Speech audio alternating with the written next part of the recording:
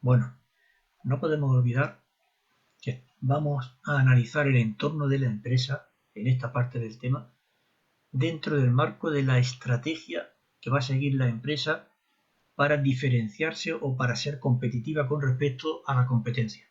Ese es el objetivo de esto, analizar el entorno de la empresa con vistas a marcar una estrategia posteriormente. Y no podemos olvidar, por tanto, si vamos a marcar una estrategia, no podemos olvidarnos de lo que hay alrededor de la empresa. Eso es lo que vamos a hacer aquí, analizar ese entorno. Partiendo de que, como dice aquí, la empresa es un sistema que forma parte de un entorno. ¿Qué elementos son los que componen ese entorno? En primer lugar, si hablamos de un entorno general, entendiendo por entorno general aquel que afecta a todas las empresas por igual, da igual el sector al que pertenezcan, ¿cuáles son entonces los elementos que componen ese entorno? Pues la situación económica en general, que afecta a todas las empresas, factores sociológicos, como el nivel educativo de la población, los hábitos que tenga esa población, o factores políticos, es decir, que haya una estabilidad política o que no la haya. Una inestabilidad política puede dar lugar a cambios continuos en el mercado que haga que las empresas se sientan inseguras en ese entorno. Por tanto, esa estabilidad política en un momento dado puede servir a la seguridad de la empresa. Que existan medidas de innovación que faciliten, por tanto, la incorporación de esa innovación a las empresas, medidas legales como posibles impuestos altos o bajos, las condiciones laborales de los trabajadores que favorezcan o dificulten la labor de la empresa, pero eso afecta a todas las empresas. Los factores tecnológicos, es decir, infraestructuras tecnológicas que permitan la incorporación de esa tecnología en la empresa, o factores medioambientales, como una mayor concienciación o una menor concienciación con respecto a los factores medioambientales de la empresa. Pues bien, todo eso son elementos que rodean a la empresa, por tanto, son elementos del entorno, pero que rodean a todo el conjunto de las empresas de una zona. Por tanto, es lo que llamamos el entorno general. Eso lo distinguimos del entorno específico. Cuando hablamos del entorno específico, ahora ya estamos hablando de qué factores son los que son externos a mi empresa, yo no los puedo controlar, pero ahora afectan solo al conjunto de empresas que actúan en el sector donde yo trabajo. Eso es lo que llamamos el entorno específico. ¿Cuáles son esos factores?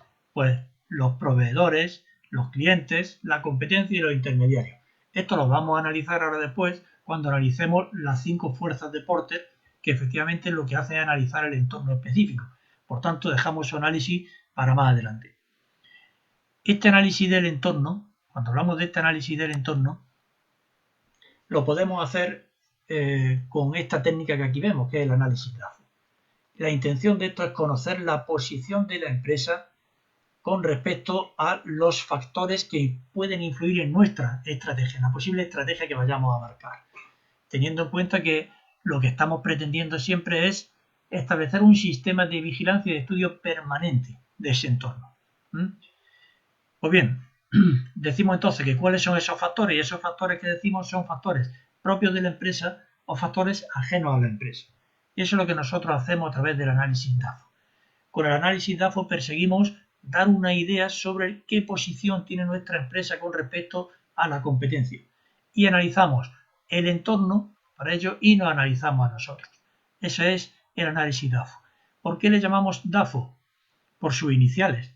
La D significa debilidades, que es una de las cosas que analizamos. La A significa amenazas, que es otro de los factores que nosotros analizamos. La F, fortalezas, que es otro de los factores. Y la O, oportunidades, que es el último de los factores. Estos 4 factores que nosotros vamos a analizar, 2 de ellos, la fortaleza y las debilidades, se corresponden con factores internos de la empresa. Por eso decimos que analizamos a la empresa por un lado, y los otros 2 factores, la oportunidad y la amenaza, corresponden a un análisis del entorno de la empresa. Son factores externos, por tanto. Bien, si empezamos a analizar el primero de ellos, las oportunidades, cuando hablamos del conjunto de oportunidades estamos diciendo situaciones del entorno que podrían favorecer que nosotros consigamos nuestros objetivos, que nos sitúen bien con respecto a la competencia y a la hora de marcar una estrategia a seguir. Entonces, ¿cuáles son esos factores? Por ejemplo, si estamos hablando de oportunidades, pues por ejemplo, el aumento demográfico, que haya más población, por tanto un aumento, esto supone indirectamente un aumento de la capacidad de vender nuestros productos, es decir, de la demanda general, la disponibilidad de medios económicos, que haya abundancia de recursos que nos permitan realizar inversiones, un mercado en crecimiento. Un mercado en crecimiento supone también un aumento ya más claro de la demanda, en concreto, posibilidades de exportar. Posibilidades de exportar supone también un aumento en el mercado. Todo esto son oportunidades que se producen y que nosotros tenemos que analizar para ver qué es lo que nos puede interesar en un momento dado de cara a coger alguna de estas oportunidades o una aparición de nuevas tecnologías y ser pioneros en la incorporación de esas tecnologías. Entonces, estos son posibles aspectos de oportunidades, es decir, situaciones de nuestro entorno que pueden favorecernos. Esas son las oportunidades. Otro aspecto, la amenaza. En este caso estamos hablando de justo lo contrario, situaciones del entorno que lo que hacen es perjudicar el logro de nuestros objetivos. ¿Y estas amenazas cuáles son? Pues la aparición de nuevos competidores, por ejemplo. Eso evidentemente supone una amenaza a la consecución de nuestros objetivos. La aparición de productos sustitutivos, que la gente... Ahora ya después cuando veamos el análisis de las 5 fuerzas de Porter veremos qué es lo que favorece o dificulta que nuestros posibles clientes se vayan a productos sustitutivos. No es fácil, pero tampoco es difícil que cambien de producto. Pero en cualquier caso, la aparición de productos sustitutivos en principio es una amenaza. El aumento de los tipos de interés bancarios que dificulta la incorporación de recursos ajenos y por tanto la realización de nuevas inversiones o un mercado en crisis. Aquí estábamos hablando como una oportunidad, un mercado en crecimiento, que son nuevos posibles compradores. Un mercado en crisis es que podemos perder los compradores que tenemos porque se vayan a otros productos más baratos que el nuestro o que simplemente que dejen de consumir el producto. Bien, las amenazas y las oportunidades, por tanto, son factores ajenos a la empresa, pero que pueden marcar en un momento dado la estrategia a seguir y las acciones a emprender por parte de la empresa.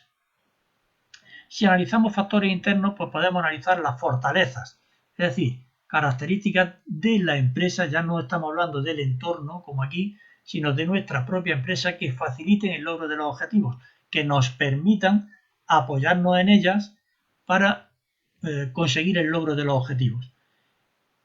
¿Cuáles son esas fortalezas, esos posibles factores? Pues, por ejemplo, tenemos unos recursos humanos muy capacitados, muy bien organizados, con unos objetivos muy claros, por ejemplo. Bueno, pues esas son fortalezas en las que nosotros nos podríamos apoyar para obtener algunas de estas oportunidades o para defendernos de algunas de estas amenazas.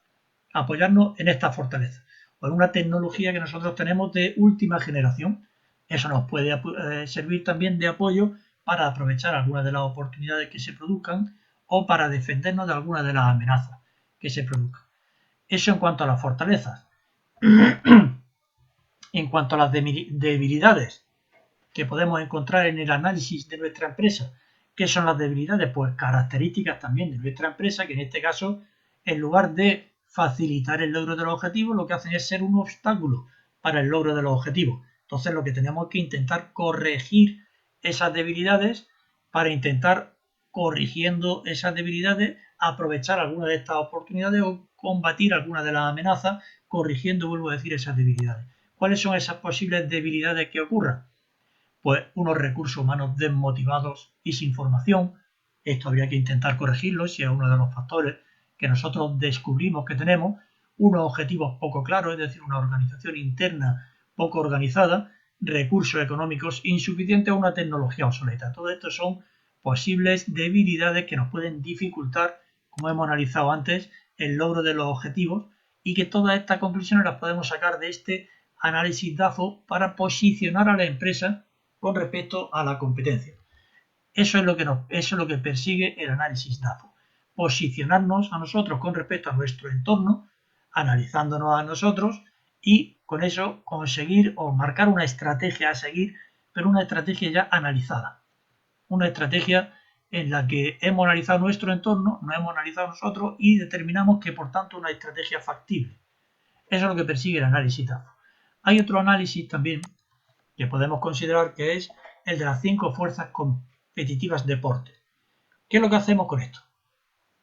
Analizamos también el entorno, pero en este caso el entorno específico, para determinar la situación competitiva de la empresa, analizando la competencia también.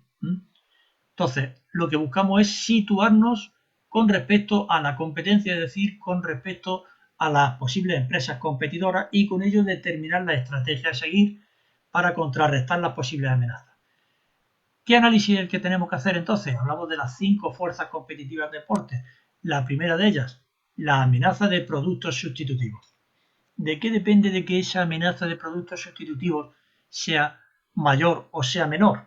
De que, en primer lugar, el comprador tenga facilidad de cambiar a productos sustitutivos o sea un consumidor muy fiel a nuestro producto. Si hablamos de un consumidor más fiel, pues esa amenaza será menor. Si hablamos de un consumidor que tiene una alta propensión a cambiar en el momento en el que cambien las condiciones, la amenaza de productos sustitutivos será mayor. Y del coste de cambiar también. Ese coste de cambiar no hablamos exclusivamente, que puede ser también, pero no hablamos exclusivamente de un coste económico, sino que estamos hablando, por ejemplo, de posibles sanciones, por ejemplo. Nosotros tenemos un contrato con nuestros clientes de manera que si cambian, si dejan de consumir nuestro producto, se le impone alguna penalidad o alguna sanción por terminar con nuestro producto antes del periodo que teníamos establecido. Bueno, pues eso es un coste de cambiar, por tanto, que fideliza al consumidor con independencia del gusto que tiene por nuestro producto. O un coste de búsqueda, eso es un coste también del cambio del consumidor. Cuando hablamos del coste de búsqueda estamos diciendo que para cambiar a productos sustitutivos, bueno, pues necesita un tiempo el consumidor para dedicarle al análisis de la competencia. No es un cambio inmediato, no es un cambio de un producto por otro, sino un cambio de un producto por otro con unas características que requieren de análisis. Bueno, pues eso es un coste de búsqueda que dificulta que el consumidor se cambie a productos sustitutivos. Un coste de aprendizaje, es decir, el consumidor controla nuestro producto, le ha dedicado un tiempo a ese control de nuestro producto y ahora usar productos de la competencia requiere de un aprendizaje. Bueno, eso supone también un coste no económico, pero que el consumidor hace que se lo piense a la hora de buscar otros productos, tanto sustitutivos como de la competencia, porque el coste de cambiar se produce tanto si cambia en productos de la competencia como si cambia a productos sustitutivos. Aquí lo estamos analizando para productos sustitutivos, pero este análisis es válido para productos de la competencia también. Un coste de equipamiento, es decir, el consumidor para cambiar nuestro producto necesita realizar una inversión en nuevos equipos. Bueno, pues eso le dificulta el cambio a productos sustitutivos. O un coste de instalación, es decir, el producto viene con el producto que se compra de la competencia, pero necesita de una instalación, una tecnología, un servicio que lo dificulta en cierto modo. Por tanto, esa amenaza, en la medida en la que se produzcan estos costes de cambio, será mayor o será menor si se produce o si no se produce este coste en el cambio. Esa es la amenaza de productos sustitutivos que sitúan a la empresa en un determinado punto, dependiendo de cómo sea mayor o en menor grado la amenaza de productos sustitutivos. Segundo, del poder de negociación, tanto de los clientes como de los proveedores. Esas son dos más de estas fuerzas de Porter. Es decir, nosotros tenemos un fuerte poder de negociación con respecto a los clientes o los clientes lo tienen con respecto a nosotros. O nosotros tenemos un fuerte poder de negociación con respecto a los proveedores o son los proveedores los que tienen un fuerte poder de negociación con respecto a nosotros. Esas son dos más de estas fuerzas de Porter. La del poder de negociación, ¿de qué depende? De que tengamos más o menos poder de negociación. Por ejemplo, del coste de cambiar, es lo que hemos analizado aquí. El coste de cambio del cliente o del coste de cambio del proveedor. Si requiere, pues tiene algún tipo de sanción, requiere tiempo de búsqueda, de aprendizaje, de equipamiento, de instalación, pues ese poder de negociación será mayor o será menor porque el cliente o el proveedor se lo va a pensar más a la hora de cambiar.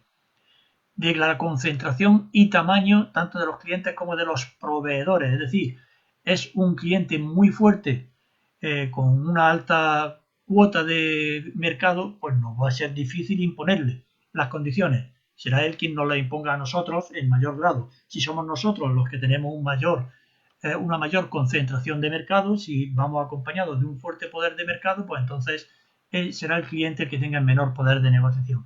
Igual ocurre con el proveedor. De la competencia que haya entre los clientes o entre los proveedores. Si hay mucha competencia entre los clientes, evidentemente tendrán menos poder de negociación conmigo y yo tendré un mayor poder de negociación porque hay fuerte competencia entre ellos. Igual ocurre con respecto a los proveedores y la diferenciación del producto. Si mi producto está muy diferenciado o si mi producto está poco diferenciado. Si está muy diferenciado, yo tengo un fuerte poder de negociación con los clientes, puesto que perciben mi producto como único y difícilmente se van a ir a los de la competencia. Igual ocurre con los proveedores. Si mi producto está muy diferenciado, los proveedores van a percibir mi producto como único, o si su producto, mejor dicho, está muy diferenciado, yo voy a tener pocas posibilidades de cambiar de producto, en este caso. Y si tengo pocas posibilidades de cambiar de producto, percibiré su producto como único y, por tanto, me costará trabajo buscar productos de la competencia. Eso aumenta el poder de negociación, la diferenciación del producto. Bien, ya hemos analizado, por tanto, las amenazas de productos sustitutivos, el poder de negociación de clientes y de proveedores. Vamos a analizar ahora una cuarta fuerza que nos sitúa dentro del entorno específico de la empresa, que son los competidores en sí. Aquí no estábamos hablando de los competidores, sino de posibles nuevos competidores por productos sustitutivos. Estos ofrecen el mismo producto que nosotros. ¿De qué depende esa amenaza de nuevos competidores? Pues, por ejemplo, de una economía de escala. Tenemos claro lo que es una economía de escala. Sabemos que una economía de escala es una economía, una empresa que es capaz de producir más barato porque a medida que va aumentando el tamaño. Ese producir más barato tiene muchas causas. Una de ellas, somos capaces de incorporar tecnologías caras que no podemos hacer si nuestra empresa es una empresa pequeña, porque el coste de la incorporación no lo vamos a compensar nunca. Otro de ellos, los costes fijos. Los costes fijos los estamos dividiendo entre un mayor número de productos, por tanto, cada unidad nos resulta más barata. Otro de ellos, el poder de negociación que tenemos con clientes y con proveedores. Todo eso son aspectos que favorecen la aparición o que, más que favorece que una economía de escala favorece a la empresa de cara a los competidores. Somos más competitivos porque somos capaces de producir más barato, en definitiva. Esa es cómo influye una economía de escala con respecto a los competidores. Cualquier otra ventaja que suponga que nosotros vendemos o producimos más barato, como es la incorporación que tenemos ya de una tecnología propia que no tiene la competencia, bueno, pues eso sería otra ventaja con respecto al coste, nos permite producir más barato que la competencia y por tanto también menor amenaza de los competidores. Una mayor diferenciación del producto nuestro, por ejemplo, que los competidores perciben o que los consumidores perciben como diferente del de la competencia y que por tanto nos permite tener menos competencia. Por ejemplo, sabemos, lo hemos comentado muchas veces, que la Coca-Cola no la percibimos igual que cualquier otro refresco de cola, aunque sabemos que son refrescos de cola, pero lo percibimos como un refresco diferente. Esa diferenciación es la que hace que los nuevos competidores que aparezcan en el mercado no compitan, no sean una amenaza muy fuerte con respecto a nuestro producto, si nuestro producto es el de Coca-Cola, por ejemplo. Acceso a canales de distribución. Hay productos que no tienen acceso a todos los canales de distribución porque ese canal de distribución es exclusivo de una determinada gama, por ejemplo, de productos. Vamos a pensar, por ejemplo, en una perfumería de alta gama que solo quiere productos de reconocido prestigio en su establecimiento. Por tanto, ese canal de distribución estaría exclusivo, estaría cerrado para una determinada gama de productos. Bueno, pues eso hace que la competencia, si nosotros tenemos acceso a ese canal de distribución, pues la competencia sea menor en la medida en la que tenemos controlado ese canal de distribución. Las necesidades de capital. Bueno, pues si se necesita una fuerte inversión para actuar o para vender el producto, para poder producir el producto en nuestro mercado, pues eso sería una barrera de entrada que impediría el acceso de nuevos competidores y por tanto una menor amenaza de competidores nuevos a nuestro producto o las posibles represalias que nosotros podamos realizar cuando entra un nuevo producto. Si somos una empresa fuerte, esa represalia, una empresa fuerte económicamente, esas represalias podrían traducirse, por ejemplo, en una bajada de los precios que eliminaría la competencia de nuevos consumidores que están intentando entrar, que en este momento tienen muchas dificultades económicas porque tienen muchos recursos ajenos que tienen que devolver. Se encuentra, por tanto, en el límite de su capacidad. En el momento en el que nosotros le bajamos los precios, es posible que esas empresas no puedan competir con nosotros y tengan que desaparecer. Bueno, pues eso son represalias que se podrían hacer a nuevos competidores que intenten entrar en el mercado o barreras legales que puedan existir. Por ejemplo, la necesidad de una licencia para la incorporación al mercado. Eso limitaría la amenaza de nuevos competidores. Todo esto son factores, por tanto, que favorecen o dificultan la entrada de nuevos competidores, que sería la cuarta fuerza de Porter que nosotros analizamos. Y la última ya, que sería los competidores ya existentes, como una nueva fuerza que nos sitúa en el mercado. Esos mercados ya existentes, bueno, pues, ¿de qué depende esa rivalidad sectorial?